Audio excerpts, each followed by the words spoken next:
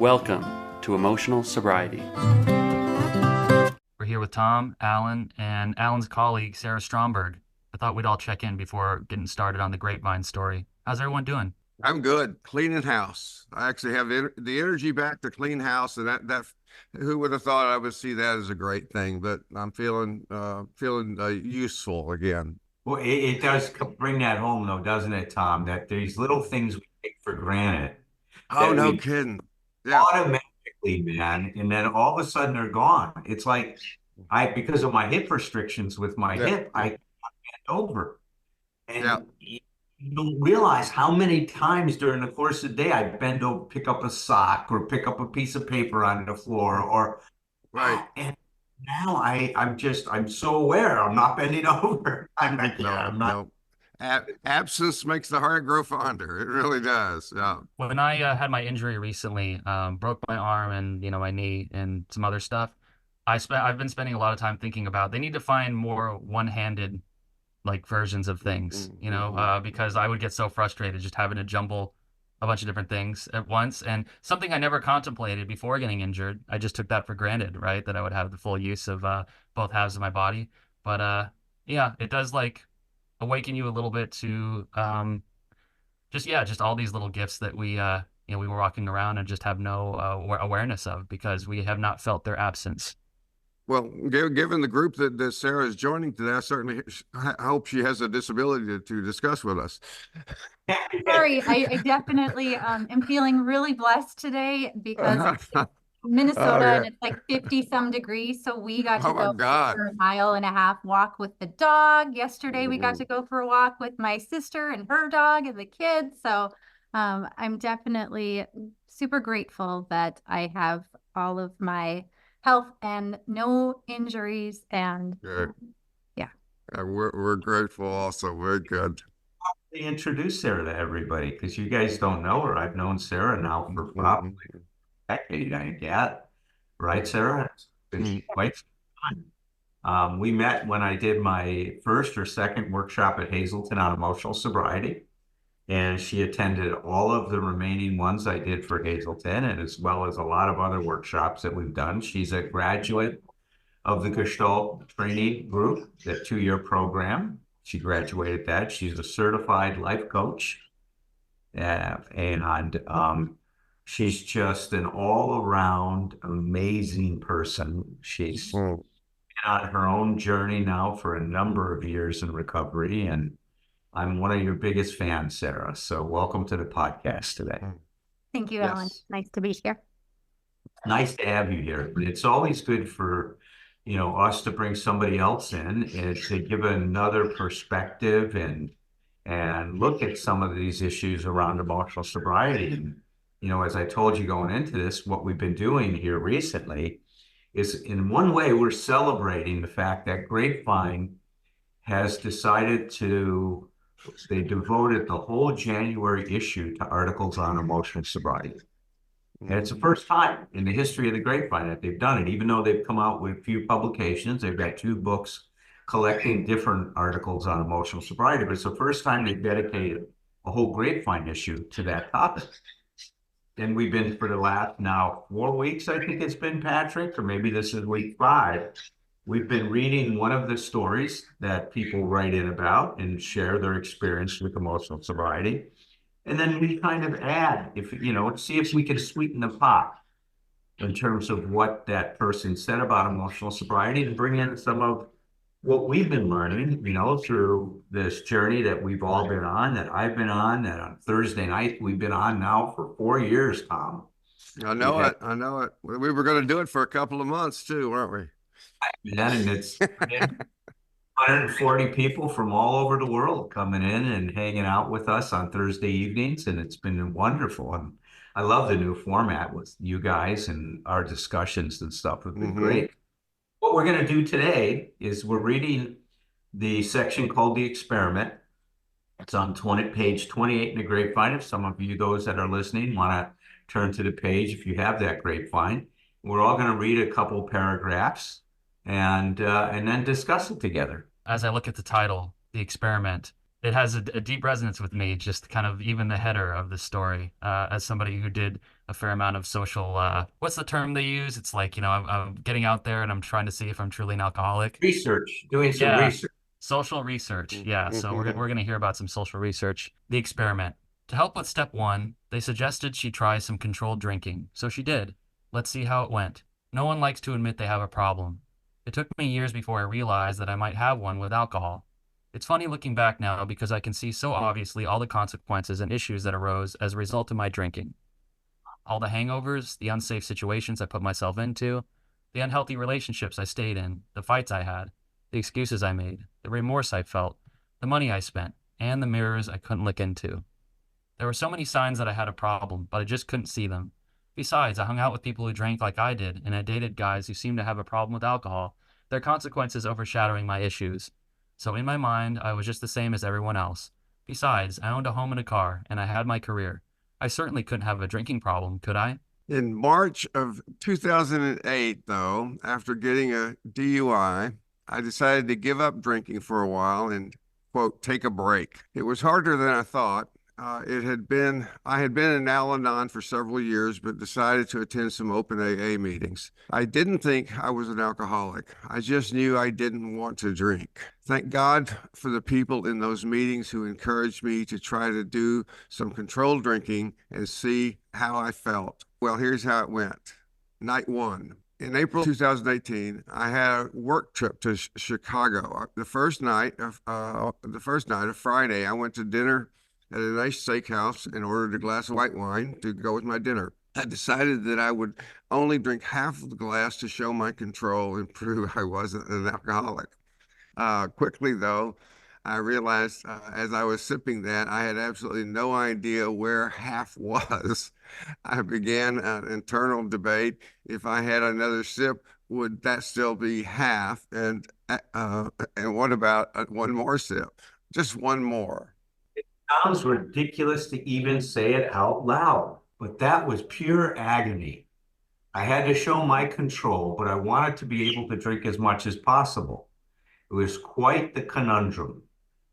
And all the while, the person I was having dinner with had absolutely zero idea about the turmoil that was happening with me. There was literally a war raging inside my head.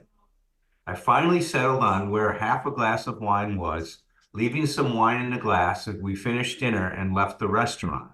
It was hard, but I did it. Night two. We went out to dinner after Saturday to a crowded restaurant. I was tired from 2 days of working a trade show, long days on my feet, full of handshakes and conversations. Before we left the hotel, I had made up my mind that I was going to only have 2 beers at dinner. By the time we had decided on a restaurant and elbowed our way through the crowded bar area to a table that was too small for our group of 4, it was apparent to me that this whole idea of controlled drinking sucked, and I hated everyone and just wanted to get good and drunk. But no, I wouldn't do that. I said 2 beers, so that's what I would have. I can't remember what I ordered, but I recall they were ice cold and sweat dripped down the bottles, and I enjoyed every last drop. When the AA members told me about controlled drinking, they said to stop abruptly while drinking and see how I felt. Well, I can tell you that the moment I finished up my second beer, I was so mad, not just a little angry, livid. All I wanted was another beer. 2 was definitely not enough. I didn't have another one, though. I had said 2, so that's where it ended. It's funny looking back now because I didn't even think I put it together that there was a correlation between my anger and controlling my drinking. At the time, I blamed my feelings on being tired, the crowded restaurant, the unfulfilling company, but it was definitely because I couldn't drink as much as I wanted. Night 3. Sunday was the final day of work in Chicago, and I was exhausted. Between the long hours working and the emotions of not drinking, or rather, not drinking the way I wanted to, all I wanted was an early night. What happened instead was the complete opposite. After dinner, my coworker and I decided to go to a bar to meet up with a few other salespeople. I have absolutely no memory of what I had at dinner to drink that night. I do know that I didn't set a limit for myself. After dinner, I was tired and didn't even feel like drinking anymore, but when we went to the bar, I ordered a beer, and then, you guessed it, another and another. And when the shots started coming my way, I didn't turn them down. I threw them back eagerly, relishing the relief they provided. Soon I was stumbling, blacking out, and passing out all in public. Eventually, I made it back to my hotel room. Monday. The next morning, I woke up with what the big book calls a hideous four horsemen: terror, bewilderment, frustration, despair. I felt all of those things. I had one of the worst hangovers I could remember. I'm a married man in my bed, and a feeling of complete and utter hopelessness. For the first time in that entire weekend, I finally could see what those AA members had been talking about when they suggested I try to control my drinking. When I controlled my drinking, I didn't enjoy it. When I enjoyed my drinking, I couldn't control it. And it wasn't just me. I would later find a story in the back of the fourth edition of the big book, Crossing the River of Denial, where another member describes this exact same feeling. It was an epiphany, albeit a painful one, and it was the beginning of the end of drinking for me. I had begun to take step one without knowing it, but I wasn't ready to give up just yet. It would still be months before I put down drinking for good, attempting several more times to control my drinking to prove that I didn't have a problem. But each time when I controlled my drinking, I was miserable. It's been over 13 years now since I gave up alcohol, and that weekend in Chicago was the beginning of the end of it all. I learned that there's no middle road for drinking for me. It's either all or nothing. I have found a wonderful fellowship in AA. We support each other, encourage each other, and lift each other up as we go. My gratitude for the life I have today is indescribable. There's no way I would be alive today had I not quit drinking. On paper, I certainly didn't look like an alcoholic. It wasn't until I tried to stop that I realized I had a problem and that my life was actually unmanageable. If you think you might have a problem or you're just not sure, I encourage you to try some controlled drinking like I did. Try drinking and abruptly stop. See how you feel. Be honest with yourself. Only you can decide. And if you think it's time to stop, please know you don't have to do it alone. I love this. Brings back some real memories. Oh, yes. Oh, yes. My first question to you is going to be, what's the connection with emotional sobriety? I know it's there, but I'm just not seeing it right up front. Well, there's a lot of connections to it, but it has to be, we have to abstract to get them. First of all, we know that there's a paradox operating in all change. And the paradox is we're not going to be able to change something until we completely own what the reality is of what's going on. This goes back to something we've said a lot about emotional sobriety. It's having an honest and appropriate, and you'll see how it applies here, an appropriate and honest relationship to reality. And so when I'm in denial of the fact that I'm an alcoholic and I keep trying to control something that I can't control, I can't have any emotional sobriety because once again, I'm fighting reality. And when I fight, I fought the law and the law won, so to speak, right? That John Mellencamp thought. I fought reality, and reality is going to win every time. Reality is going to, knock the crap out of me when I go up against it.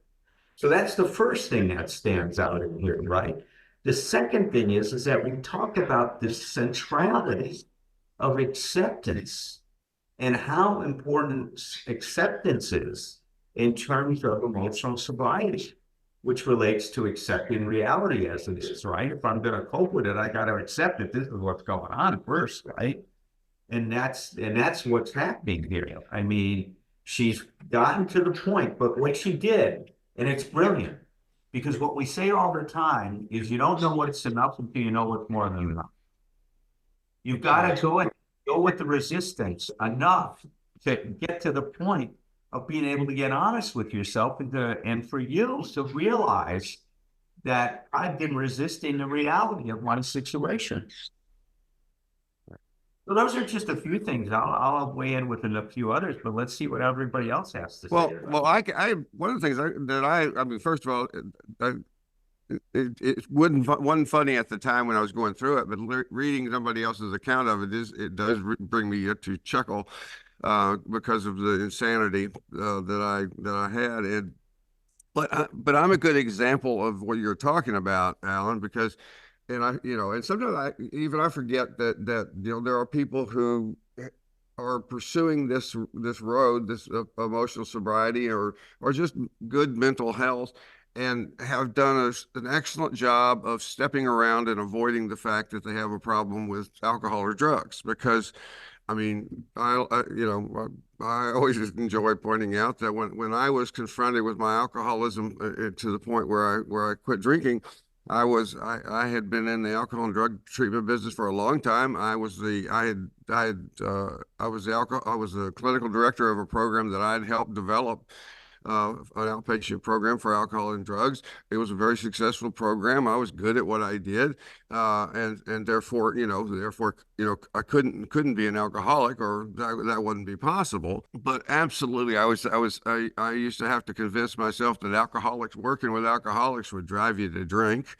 And that that somehow I was different from them. But it was like and I had made progress I was in a lot of therapy. I'd made progress, but this was a block. This was a major roadblock that would, like what you're saying, Alan. Until I faced it, there was only so much progress I was going to make. Sarah, where do you come in on this story, first of all? Like, what was going through your head when you were reading it? I love that I got clean 20 years ago, because there wasn't really the harm reduction, which would be NA's version, or substantive version of controlled drinking. So nobody suggested that I just cut back on my meth use. They're like, nope, you just need to stop. And so I really connected with the denial, because on paper, she's certainly not. She doesn't look, because she's got her home, she's got her career, and that's where I was when I got clean. I'm like, I still have my kids. I don't have any felonies. Like, I still have a roof over my head, my car, my job. But when you look at how she started, and she's like, the places that she was in, and all of those, like, the real situations, it's not the surface or the external view, it's what's really going on inside. And when you stop to connect with how you're feeling, and like not being able to look in the mirror, right? If that doesn't say that there's something that doesn't match, you're not your authentic self, then I don't know how else you could more clearly connect this to emotional sobriety. Like, it's very clear that she is just so caught up in the surface or the material things, and not able to see the damage that this disease is doing in every other area of her life. Well, that's such a good point, Sarah, because see, she's caught up in this image of who she thinks she has to be okay. I can't be an alcoholic to be okay. I've got to be someone that can control her drinking. And so she's gonna, pursue that delusion till the gates of insanity, as we say, right? And that's what she was doing. And despite all the evidence to the contrary, and I think that's the other thing, is that sometimes it takes just such a, what this Kuhn said, I can't remember, it's Thomas Kuhn. He was talking about the structure of scientific revolution. And what he talked about is that a paradigm has to get to such a crisis in science, and all this evidence saying it's not true, and such an overwhelming amount of evidence that it's not true before scientists are going to believe it. Well, we're not any different than those scientists. I mean, here we are, we need an awful lot of information to get to the point of realizing, you know what, this is something I'm unable to control, and I don't have that ability. It's just not a part of me. Now, it seems at face value, and I think this is another part of the emotional sobriety thing, Patrick. At face value, there's a lot of things that we think we're losing when we're giving them up, right? Like, she, for a long time, thought, if I have to give up alcohol, it really means something's wrong with me. But the truth is when I am in alignment with reality, I'm not losing something, I'm gaining something. I'm gaining the ability to appropriately cope with the situation that I'm confronting that's causing difficulties. But a lot of times we twist it around and make it like, oh my God, I got to give something up. I don't want to give this up. I'm going to lose something. You know, my life is going to be so bad now. If I can't drink in years, my God, it's going to be terrible. Yeah. Well, I mean, I didn't think that I could survive sobriety.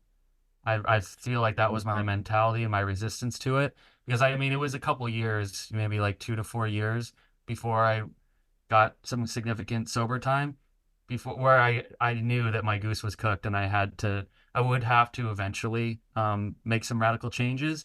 But I felt a little bit like in Gladiator, like I just get shoved out into the ring and like they put a little sword in my hand and and I'm looking at the guy I have to fight and I'm like I have to fight that guy, and that guy is recovery or that guy is sobriety. And like even though my addiction wasn't working for me, I just had the experience of moving through life in actual contact with feelings and doing the deal was so alien to my experience that like I just couldn't summon the courage to do what I had to do until I lost quite a bit. And when I read this story, and I just felt so kind of inspired, and I thought that was an incredible amount of bravery and good sense when the woman said towards the end about how like, well, I am powerless, I've realized, and my life has become unmanageable.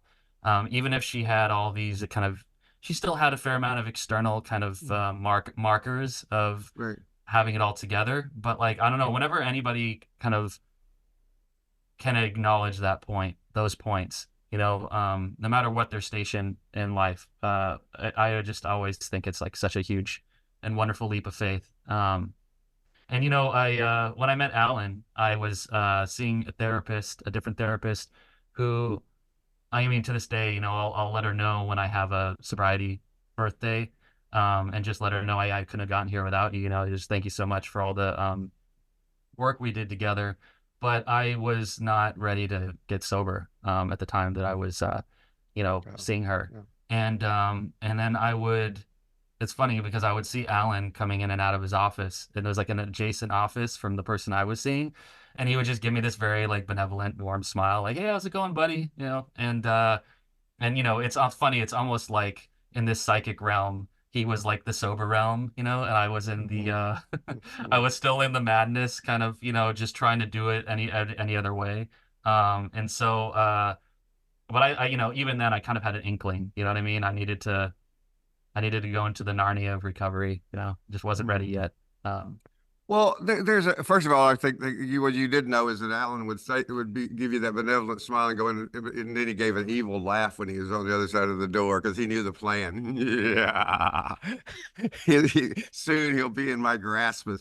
But the thing I just thought about was there's a twist here that at the beginning of this story, this woman is demonstrating what I still include in emotional sobriety. It's honesty. I mean, we all know what. I mean, oh my God! Just to let somebody know somebody who knows something about it that you're questioning it is such a courageous act, And I mean, and to go into be in meetings and talking to these people that honestly about that stuff, and even the honesty of sitting there and not just trying to be one of the. It's easy enough to go into AA and fake it and then go back out and drink, but it's like the idea is that's emotional sobriety. She's being honest. She's doing that, and it delivered her to a place of deeper honesty. But the coolest thing about it is what we could say to her is, wow, you really wanted, whether you called it recovery or not, well, you wanted something more.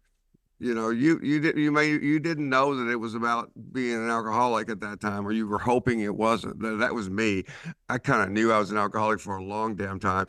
But I was always hoping I wasn't, I was always hoping there was a possibility that it would just turn out that that it would go away. But this woman was, and I was never that brave. I was never that honest to let somebody know until that. No, it took me, my wife confronted herself and got into recovery. I always admire that. Do not understand that, because there's no way I would have ever gotten sober if she hadn't given me an ultimatum. Oh, I can't know that, but I don't think I would have. Well, look at It sometimes takes guts to even show up. I guess that's the short version. saying is sometimes that the people around us need to induce a crisis to wake us up. True, and it takes a big risk to do that. You know, a big risk for someone to be willing to confront us to that degree and draw a line. Say, look, I've had it with this. Things have to change. And to get to that point, oftentimes things will change. I mean, You know what gave me a chuckle in the story when she talks about the feeling of being mad when she had hit that point of like one drink is too many and 1,000 is never enough. And yeah, that kind of just essential frustration that it's almost like in that little nexus point is alcoholism, basically. It's just like realizing you're fucked either way. well, Yeah. you have to prove to yourself that you can control your drinking. You're probably an alcoholic. I mean, no, a social drinker doesn't go around thinking, "Hey, I wonder if I can control my drinking or not." It's not even a we're the only ones. I remember this one radio that or Father Martin said that he was on. He said this guy called up at 2 a.m. and the guy's talking to him about whether he's drinking or not, or whether he's an alcoholic or not because of his drinking. And Father Martin said the most obvious thing in the world to him. He said, "Listen, the fact that you're calling me up and asking me the question, is telling me that you got a problem. In fact, all the things you told me, I'm gonna make this real simple for you. Let's replace the idea that you've done this with alcohol, that you've been doing it with green beans, that you're taking cans of green beans and hiding them in the toilet bowl, that you're opening up cans of green beans and going in your closet and eating them covertly so that nobody knows you're eating a can of green beans, that you're stashing green bean cans all around the house so you have plenty of green beans available for you." He says it would be so obvious you got a problem if we were talking about green beans. But the problem is our society is so darn tolerant of our drinking because there's so much of it. It takes an awful lot for a person to break through that threshold and see that they've got a problem. But oftentimes we have a problem well before it becomes identified. Yep. I love that analogy. Think about it. If you were treating green beans that way, what would you think about your relationship to the green beans? So Sarah, I suppose you told us that you yourself are in recovery. Yes. Was there like a moment when you kind of came into confrontation with reality or allowed yourself to accept reality that like you feel would be useful in the context of this conversation? I definitely could relate to this story just because I really did say that I was not I'm not an alcoholic, right? And I can drink, and I have, countless stories of times that I drank like everyone else at the table, but you put a bubble of meth in front of me and I'm off to the races, and I probably won't come home for a few days. And so that whole like denial of this substance is different than this substance. And so it's that, are you willing to get honest and say, well, if I'm not using meth, what would my relationship look like with alcohol? And how would that shift, or how would that change? And so, like Tom, I had somebody that cared about me and threatened to, disrupt all of those material things that I had in place, call the parents, call the employer, call the landlord. And so I got scared. I'm like, oh shit. So I'm gonna call my mom first and tell her like I have a problem. So that was it. Like that was my catalyst. But it was, again, years. I went to an outpatient treatment in 2001. I didn't get clean until 2003 because I kept thinking I can drink and it's okay. And I didn't go back to meth for the first like 2 years. But then when I did go back, it was, it was somebody from my home group that called and said, hey, we haven't seen you for 2 weeks. Are you okay? And then I came Mhm. back to my home group. So, Mhm. you know, like that, those little suggestions that I got from the beginning, because I was willing to listen to the people that had been there, saved my life. I believe firmly that, Mhm. that's what got me back, was that phone call. That person's never called me before, never called me since, just noticed that I missed 2 weeks in a row. So Mhm. it's important for me to have that Mhm. level of connection with Mhm. people and be the Yeah, honest. and you're also talking about the I mean, we could do a whole we could do a whole podcast, series of podcasts on denial, but all the different forms that denial takes. And it's like, and for most of us can point out a time in our lives, in our using lives, where we passed the threshold, where basically we could just blatantly deny there was no problem at all. So then denial gets more. That's what I always teach my clients. Denial gets more sophisticated. It's no longer blatant denial. It's rationalization, it's excuse making, it's a lot of storytelling and a lot of just excessive explanation about how this is different from that, or not even from one drug to another, but it could also be from one situation to another. It doesn't. I mean, one of the stupidest ones, I've done, and we heard is because of the different. I have problems with Jack Daniels, but not Jim Beam. It's like we really have a lot of experience before we get into recovery of going to any links. What I tell folks early in recovery is we have to be willing to go to any links, because the alcoholism doesn't even bat an eye at going to every length to do that. And it's so, what I say is that alcoholism one-on-one, any one of us going straight ahead with our addiction at this moment, no matter how long we've been clean and sober, if we go one-on-one without any outside help, no support available, we're going to lose. Sarah, you and I are stronger and smarter than my addiction. We're stronger and smarter than your addiction. But you by yourself with yours, me by myself with mine.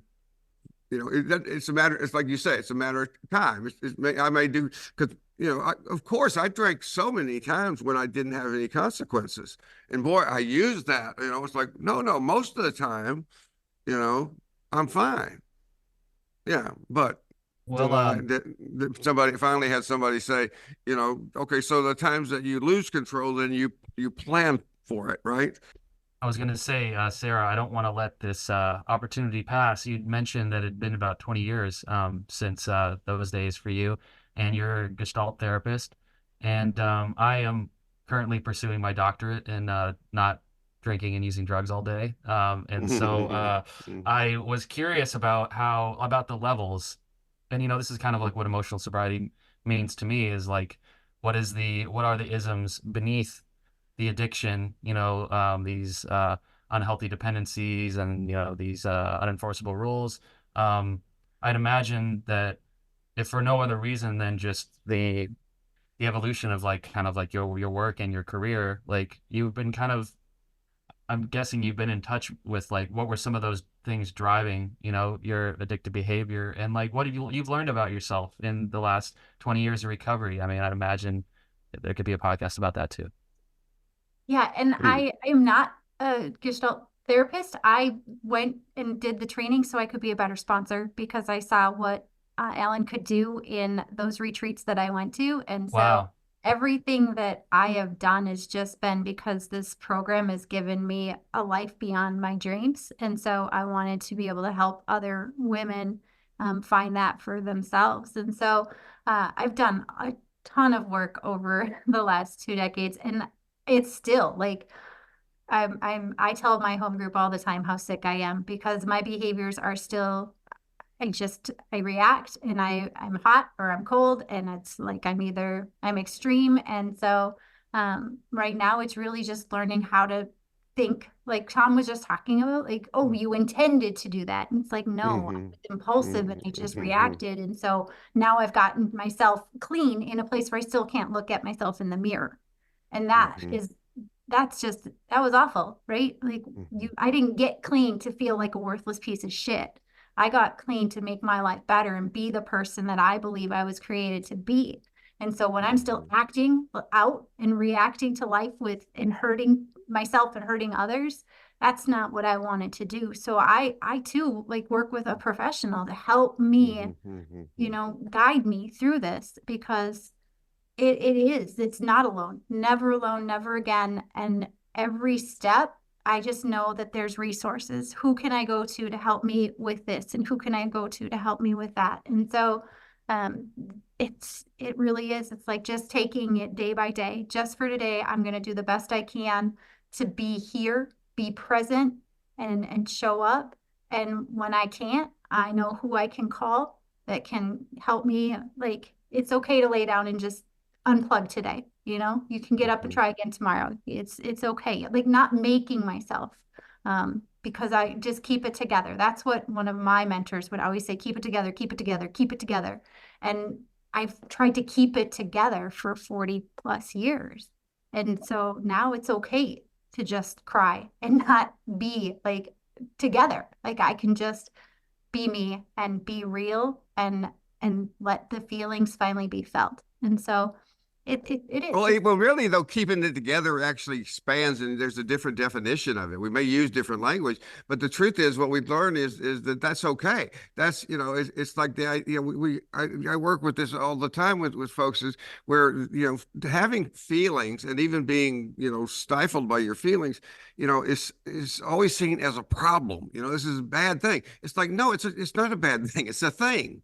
It happens to human beings. It's like, and knowing how to take care of that, that's a big part of this stuff, about whether it be we call it recovery or emotional sobriety. It's what you're talking about. You have confidence in yourself about being more resourceful, about knowing how to take care of yourself in the moment. You don't have to predict every problem you're going to have and be ready for every problem. You begin to have confidence in yourself and your support system. No matter what happens, we can handle it.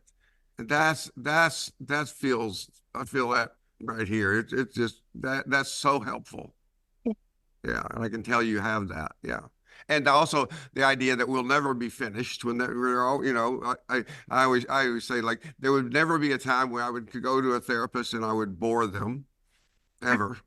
They would never be bored with me. There would always be plenty of things to do, and I'm fine with that. You sponsor people, Sarah? Yes. I'm sponsoring my first person right now, and it's really hard, and I feel like I'm bad at it. So what would you say are the what were you doing in your early sponsorship of people that you would later identified as like not being helpful, and like what would be your advice to anybody just starting out sponsoring people? Don't take it personally. You don't take credit for their accomplishments, so don't take the blame when they fall. Like, absolutely 100%. And don't when I started sponsoring the first person that had more clean time than me, it was the greatest gift ever, because I wasn't afraid that she was going to relapse because she'd been doing this longer. So then I was just super direct. Like, you don't have to sugarcoat. We're not fragile. Like, we made it to recovery. We can handle the cold hard truth. And so I really believe in just separating yourself and separating them from their disease. It's a lot of the Gestalt stuff that Allen teaches. It's like, yes, part of you is this, but it's so important for you not to take the blame. And it's the suggestion. It's what they do with it. And I try to let them find their suggestion versus, and then I'll share my experience. So why don't, you do this? Well, this is what happened when I did this. And so I think that is more, because then they're behind it and it's their idea, and really being smart about like specific, measurable, like the coaching thing, like SMART goals. Like, we want to set them up for success. Start with their strengths, and that's kind of been, and then help them see, because I think we're blind to our own, so we don't see our patterns. And so as you see those things, being able to say that out loud, like, oh, I'm noticing. Have you ever noticed that this is kind of a pattern? So, and you're there. You're already doing more than most of them had. So just pick up the phone and listen. Sweeten the pot a bit on this one. Patrick, what do you think?